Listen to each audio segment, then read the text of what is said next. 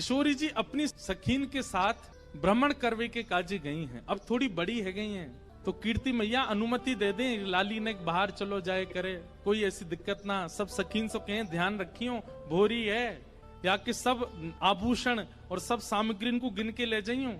किशोरी जी आज यमुना तट देखने की जिद करती हैं और सब सखीन के साथ यमुना तट गई हैं। यमुना जी की अविरल धारा देख करके किशोरी जी तो वहीं बैठ गई और सब सखीन से बोली, आज यहीं कछु पामेंगी, यहीं कछु भोजन करेंगी, जाओ वन में से कछु फल ले आओ, वन में से कछु पुष्प ले आओ, एक दूसरे को श्रृंगार करेंगी और यहीं फल को सेवन करेंगी। तो एक एक करके सब सखियां चली गई हैं और सब ढूंढ रही हैं, कहीं से फल तोड़ के, कहीं से पुष्प आदि तोड़ करके चयन करके लाने के लिए सब सखियां चली गई। इतने में ही यमुना जी के उस पार नंद भवन है और नंद भवन से श्री ठाकुर जी खेलने के लिए आ रहे हैं यमुना तट पर। ठाकुर जी पहुंच गए।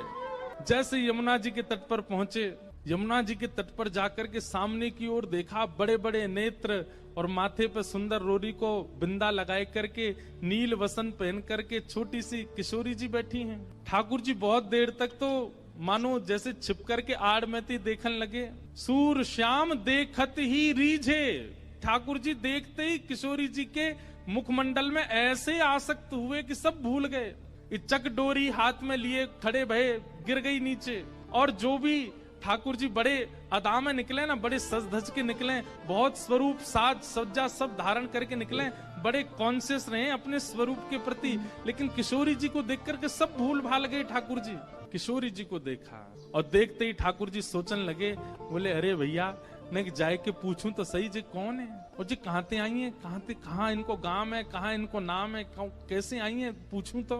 वहां सामने एक छोटी सी किशोरी जी बैठी है, यहाँ ठाकुर जी पीत वस्त्र पहन करके आए। किशोरी जी अपलक नेत्रों से यमुना जी को देख रही हैं। ठाकुर जी आए, थोड़ी आगे आकर के ऐसी अदा करने लगे कि किशोरी जी की नेक दृष्टि पड़े। कछु गान लगे, कछु करन लगे, कछु ऐसे इशारे करन लगे कि किशोरी जी की नेक दृष्टि पड़े लाला पे। इतने में ठाकुर जी के स्वर सुनकर के किशोरी जी ने नेत्र उठाए करके देखो, और जैसे ही किशोरी जी की दृष्टि पड़ी ठाकुर जी पर, ठाकुर जी पूछ रहे हैं, अरे गोरी तुम कौन हो, आप कहाँ रहती हो, आपके पिताजी कौन है, और मैंने पहले तो आपको कभी देखो नहीं यहाँ पे, इतने बरस मो यहाँ रहते भये गए। तो किशोरी जी बोली, हाँ देखवे में लग रहे हो कि 50 साल के तो होंगे तुम। नेक्सी से हैं, और नेक्सी से किशोरी जी तो पूछ रहे हैं कि मैं इतने सालन से आ रहा हूँ, मैंने तो आपको देखो नहीं, आपको घर कहाँ है और आपके पिताजी कौन है। किशोरी जी बोली, अरे हम वृषभानु जी की लाली हैं और